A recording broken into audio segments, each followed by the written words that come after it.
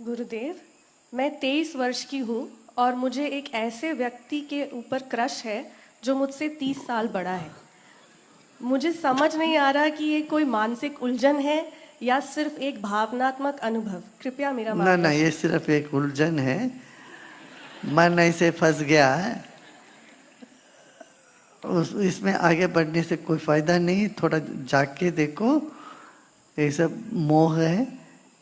मोह में फंसना नहीं चाहिए, इसी को मोह बोलते।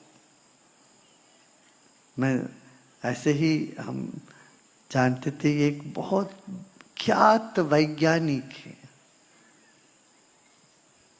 वो 65 साल का वैज्ञानिक, ये 25 साल की उनकी कोई लड़की जो उनके शिष्या थी, कॉलेज में पढ़ती थी, तो उन पर लट्टू हो गए। अब इतना ख्यात, विश्वविख्यात प्रोफेसर है और वो इनका कॉलेज का टीचर है, गाइड है। तो वो लड़की भी ऐसी फंस गई कि वो इधर ना उधर हो पाए। मगर उसने तो ये कहा कि मैं तुमसे लड़की बेटी की रिश्ता बनाता हूं। मगर व्यवहार तो बेटी का जैसा था ही नहीं, मगर मन में वो तो बेटी जैसा, मगर बेटी से ज्यादा कुछ आगे चलने लगा। जहां जाए उसको गोद में बिठा के जाए, कारी में, और वो शर्मिंदा होते जाए।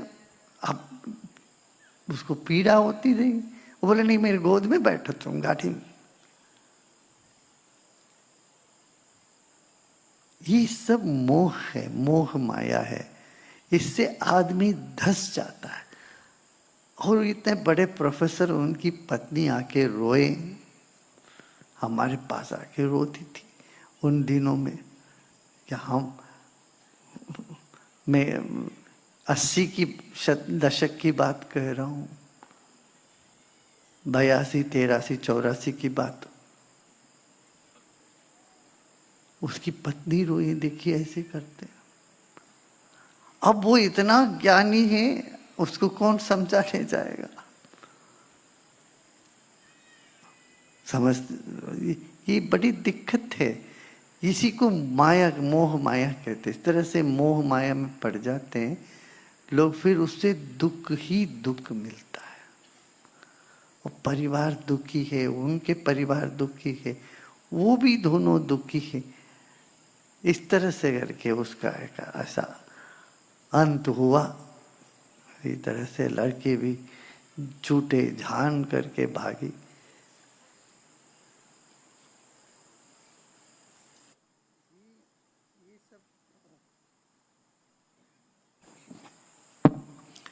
ये सब मोह में मत पड़ो, मत फंसो।